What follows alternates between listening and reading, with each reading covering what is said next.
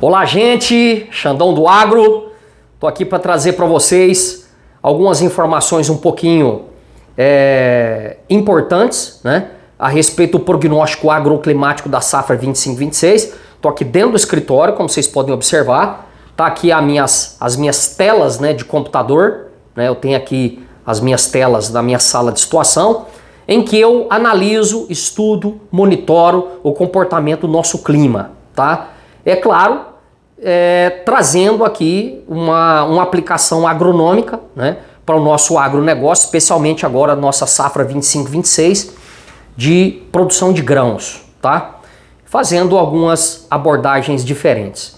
Então, eu tenho aqui na minha tela ao fundo, é claro que não vai dar para vocês verem com propriedade, né, com detalhe, mas eu posso talvez disponibilizar no link lá do YouTube, né, que eu tô aqui transmitindo essa live para vocês, né, esses gráficos com maior detalhe. Mas o importante é que a gente possa analisar o que está acontecendo com o clima agora, né? Eu fiz algumas apresentações desde o mês de outubro falando sobre o prognóstico agroclimático. Existia uma perspectiva não tão positiva, mas também não tão negativa, né? Agora nós estamos vivendo um momento bem complicado, os produtores estão preocupados, o plantio está extremamente atrasado em algumas áreas, né? Alguns produtores que plantaram lá atrás, eles estão sofrendo também com essas lavouras que foram semeadas primeiro, né? Exatamente por esse regime muito irregular de chuvas que nós estamos vivendo agora. Então eu vou apresentar aqui alguns dados para vocês, né? Espero que vocês aproveitem.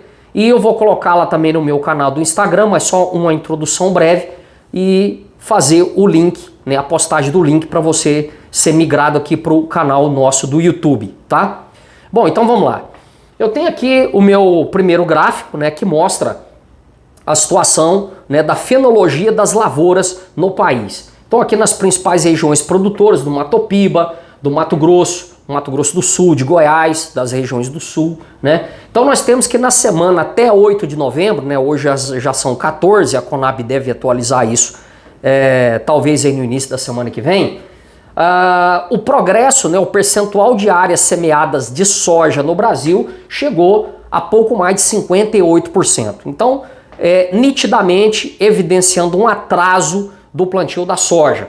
Se você for pegar as lavouras, né, todas que estão em desenvolvimento vegetativo, né, o desenvolvimento inicial, ela ultrapassa aí os 76%, chegando a quase 77%, né?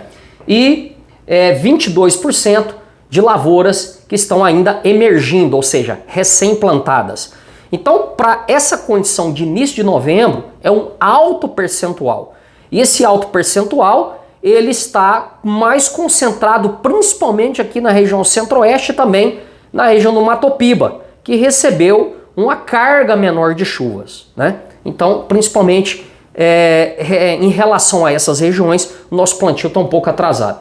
Se for pegar o milho primeira safra, né, aí principalmente nos estados do sul, o índice de semeadura também está um pouco baixo, né? Está em torno aí de 48%, exatamente porque há uma prioridade do plantio da soja, né? Então nós temos aí 80% das lavouras que estão em estágio vegetativo e pouco mais de 14% das lavouras de milho de primeira safra estão aí na fase de emergência, ou seja, recém-plantadas, tá? Bom, então só para mostrar que nós temos realmente um atraso no plantio em decorrência dessa tamanha irregularidade de chuvas que nós estamos tendo no Brasil, especialmente aqui no centro-norte do país, tá? Aqui o progresso de safra, então aqui a gente vê mais uma vez nitidamente, e eu destaco aqui o estado de Goiás, tá? O estado de Goiás, que agora, até 8 de novembro, computou 43%, né, de lavouras semeadas, segundo os dados da Conab, tá? Numa próxima eu vou apresentar os dados do IFAG, os dados do IFAG são um pouquinho mais consolidados, né? A gente trabalha dados do IFAG aqui de Goiás, mas de Goiás, aqui segundo a Conab até o dia 8, 43% de lavouras semeadas aqui em Goiás. Se a gente pegar no mesmo período do ano passado, esse valor chegou aqui, pessoal, a 71%. Então, evidenciando o tamanho atraso que nós estamos vivendo no plantio da soja aqui em Goiás, tá? Se a gente pegar o Mato Grosso foi mais ou menos dentro da normalidade, né? São 90% das lavouras semeadas. No ano passado, basicamente a mesma coisa, tá? Então, mostrando, né, que aqui em Goiás, também aqui em Minas Gerais, né, no Maranhão, Tocantins, né, Piauí, então existe atraso no plantio, mas Goiás, principalmente, um atraso realmente bastante considerável, tá? No milho, mais ou menos dentro da normalidade, tá? Então, o grande detalhe aqui na soja mesmo. Bom, pessoal, eu tenho aqui atrás um gráfico que mostra, na verdade, uma visão global, né, de onde está ocorrendo as precipitações nesse exato momento, segundo o modelo europeu, né, segundo aí a estação climatológica internacional localizada ali na Europa, que analisa o clima global, né, que analisa as condições também meteorológicas globais. Então, a gente observa aqui nesse mapa onde é que está acontecendo, né, as chuvas aqui na América do Sul. Então a gente observa que existe ali uma concentração, né?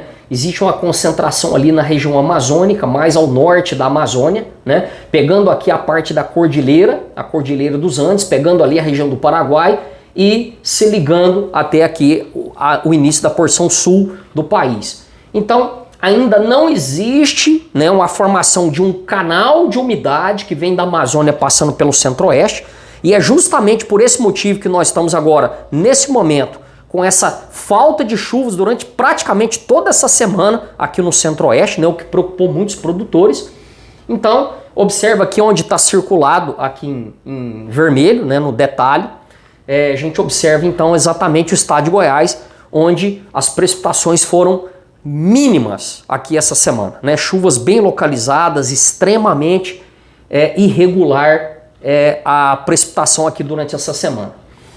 Aqui, só para vocês verem, aqui eu tenho um mapa situacional, né, divulgado pelo nosso CIMEGO, que é o Centro de Informações Meteorológicas de Goiás, especificamente aqui para o estado de Goiás, mostrando então que no estado de Goiás, nas últimas 48 horas, todos esses pontos que vocês estão vendo em verde aqui no meu mapa situacional, né, são áreas, né, são pontos de pluviômetros automáticos, né, que mostra a quantidade de chuvas nas últimas 48 horas.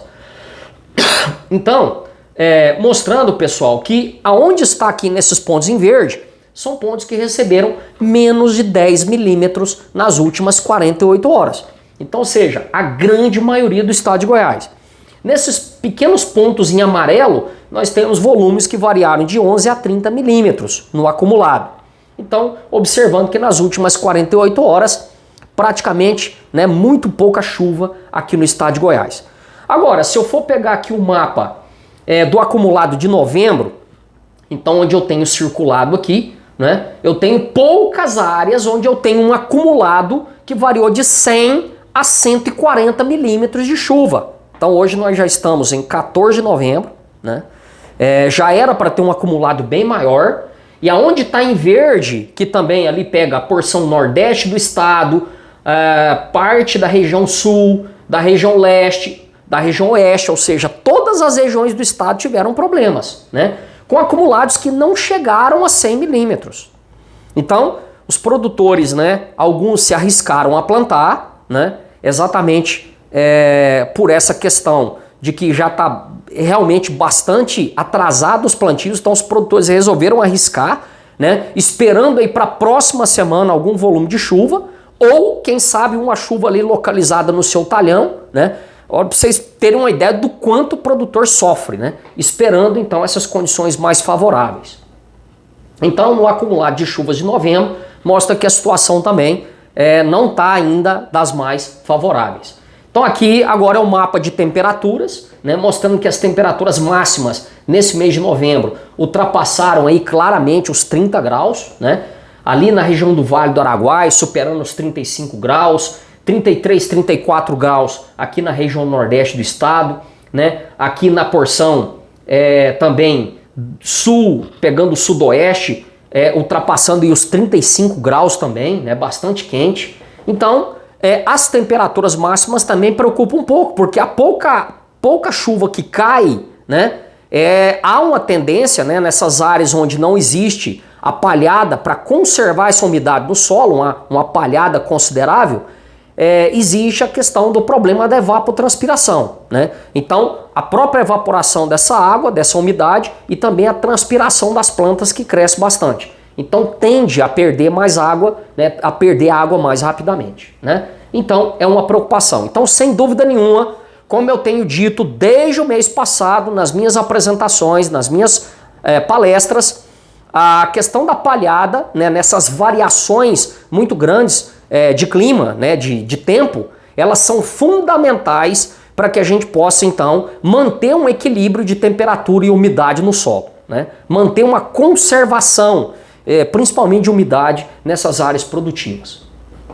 Bom, aqui agora eu já tenho um prognóstico de precipitação semanal, mostrando então que para o estado de Goiás, as precipitações realmente que para as próximas 24 horas, para os próximos 3 dias, elas não estão favoráveis. Elas não estão favoráveis, né? Realmente muito pouca chuva, né? Chuvas mais localizadas, mais isoladas, só para os próximos 7 dias, né? Onde há ali uma formação de umidade, ali principalmente na região do Mato Piba, pode trazer um pouquinho mais de precipitação ali para a região norte e a região nordeste, que também tem sofrido bastante com relação à falta de precipitação, tá? Então, nas outras regiões, né, nada de chuva por enquanto, chuvas isoladas, né, bem localizadas, o que não traz uma boa segurança para os produtores que já efetuaram o plantio, né, essas lavouras já estão aí em fase vegetativa já bastante avançada, né, em alguns pontos, mas a perspectiva de alguma melhora aí para a próxima semana, nós vamos estar apresentando isso na semana que vem. Aqui eu tenho dados, né, os dados anteriores foram do IMET, do Ministério da Agricultura, Instituto Nacional de Meteorologia.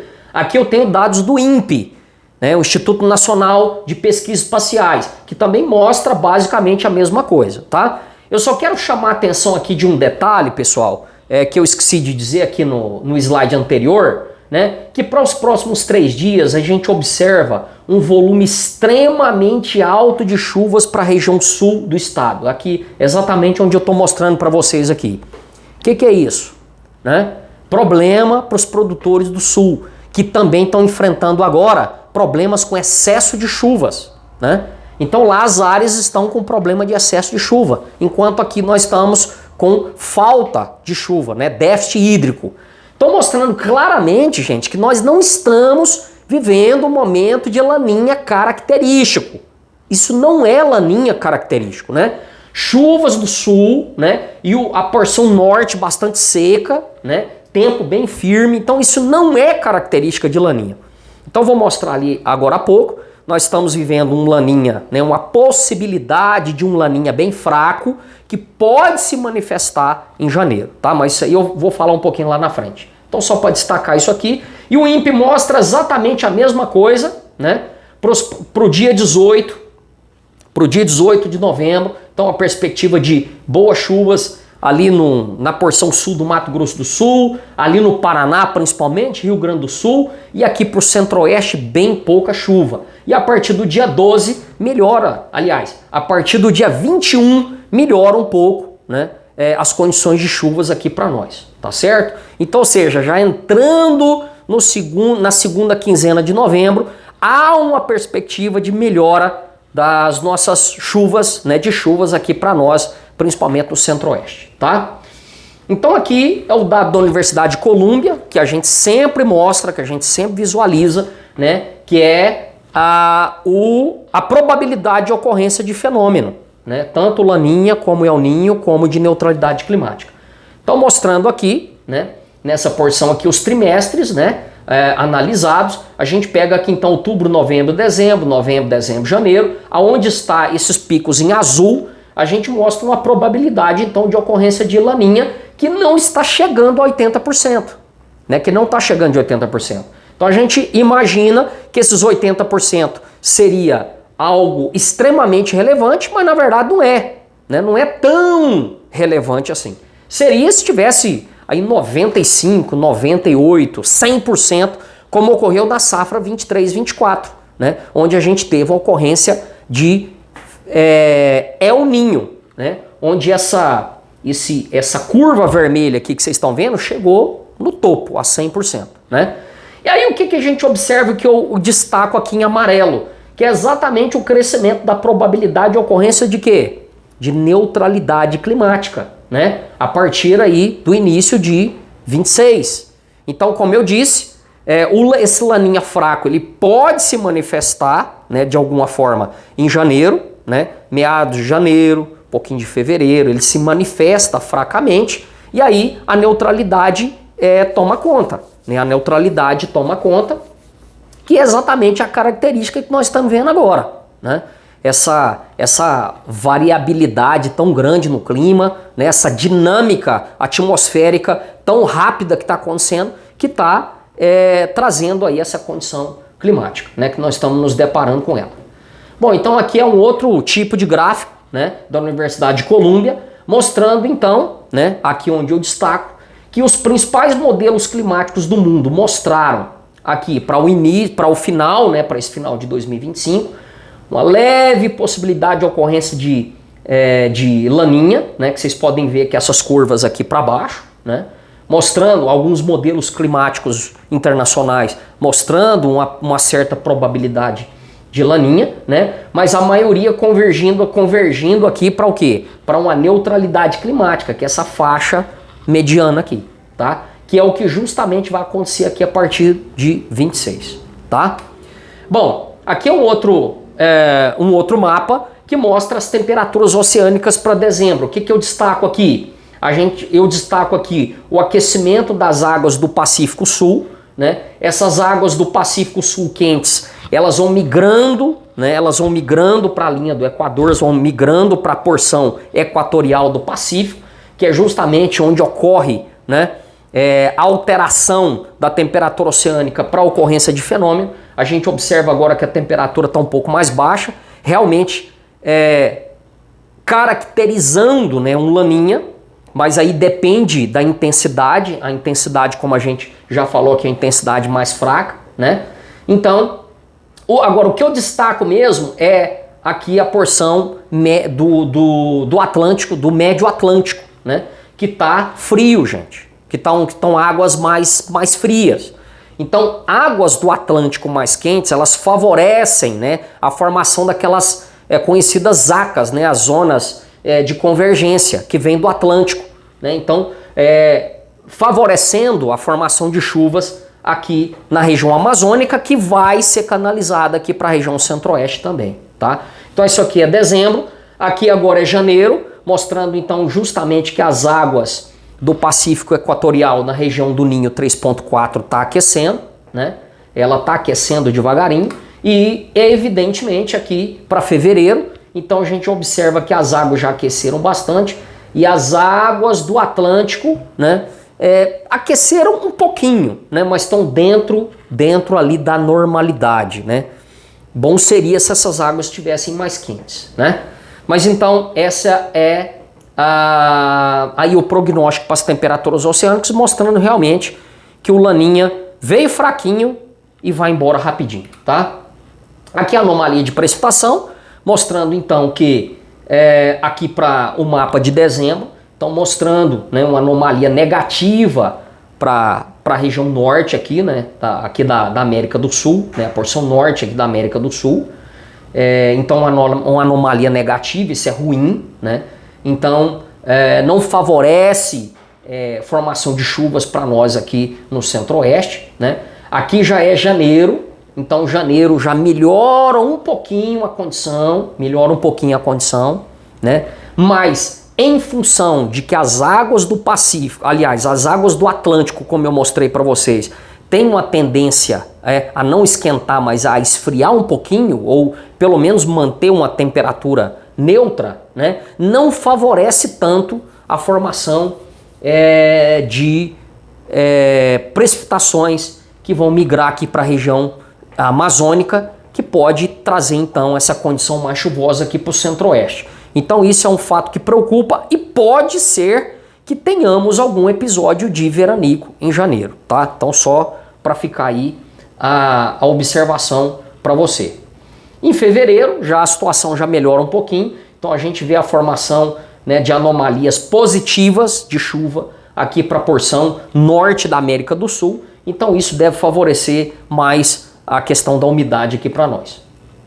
Aqui são alguns modelos, né, que a gente analisa. Aqui eu tenho a Meteored, né, que é uma empresa que trabalha a questão do clima, da meteorologia. Então a gente observa que eles preveem para novembro. Existe ainda assim, né, uma tendência de anomalia de precipitação positiva para novembro. Então isso vai contabilizar, né, de agora até o final do mês, onde existe uma perspectiva de melhora nas chuvas, né? Mais para a porção centro-sul de Goiás, para o centro-norte, infelizmente as informações não são tão boas, né? E aqui para dezembro, aí já a situação já melhora bem, né? Para toda a região amazônica, aqui então formando claramente aqui esse corredor de umidade da Amazônia para o Atlântico, né? Aí já janeiro existe aquela previsão, né, de uma anomalia um pouquinho negativa de chuvas, exatamente contabilizando aí essa questão do esfriamento das águas do Atlântico. Aqui é o modelo do CIMEGO, que mostra mais ou menos a mesma coisa, né, tanto para novembro como para dezembro, só tem uma certa divergência aqui para o mês de janeiro, quando o CIMEGO mostra chuvas bem acima da média para o mês de janeiro, né? Então, porque o CIMEGO acredita um pouco, né, ainda nessa manifestação positiva do Laninha para janeiro, tá? Mas vamos acompanhar. Ainda é um pouco cedo para falar de janeiro de forma mais precisa, tá, gente? Então, pessoal, isso que eu queria apresentar para vocês, né? Nessa breve análise aqui. Espero que vocês possam aproveitar, mas só para mostrar que a gente precisa analisar clima, não é só mostrar mapa, não é só visualizar mapa, vai chover, não vai chover, não é assim. Existe uma série de parâmetros, né? Existe uma série de questões envolvidas em que a gente tem que analisar para trazer então a informação o mais correta possível. O certo né, que nós sim tivemos problemas, estamos tendo problemas nessa fase inicial da safra, né? Esperamos que da metade para o final da safra a gente não tenha problemas, né? Como a gente já havia falado. É o que a gente espera e é o que exatamente os prognósticos, né, os modelos matemáticos dinâmicos de clima estão mostrando, tá? Então, espero que possa ser proveitoso, né? Eu sou apenas um estudante ainda, né? Tô aí estudando essa questão de clima, analisando, tentando trazer essa questão agronômica, né? Então, como eu sempre digo e repito, nós precisamos observar os aspectos conservacionistas de solo, né? Fazer aí as curvas de nível, as cacimbas de contenção, né? Fazer aí a construção de palhada no solo, que vai ajudar muito, né, nessa questão da conservação da umidade, principalmente nesses momentos onde a gente vive essas irregularidades, né, principalmente de chuvas. Então toda chuva que cair, ela precisa se fixar ali, ela precisa preencher a caixa do solo e estar disponível para a planta absorver no momento oportuno, no momento que ela precisar, tá? Então, fazendo aí análise climática, análise do tempo e trazendo essa aplicação agronômica. É o que a gente sempre busca fazer, tá bom? Um grande abraço. Na próxima semana a gente vai fazer uma análise semanal, bem mais curtinha, do que vai ser o prognóstico então para a próxima semana e tomara Deus que seja melhor, seja mais positivo, tá bom? Grande abraço, até a próxima.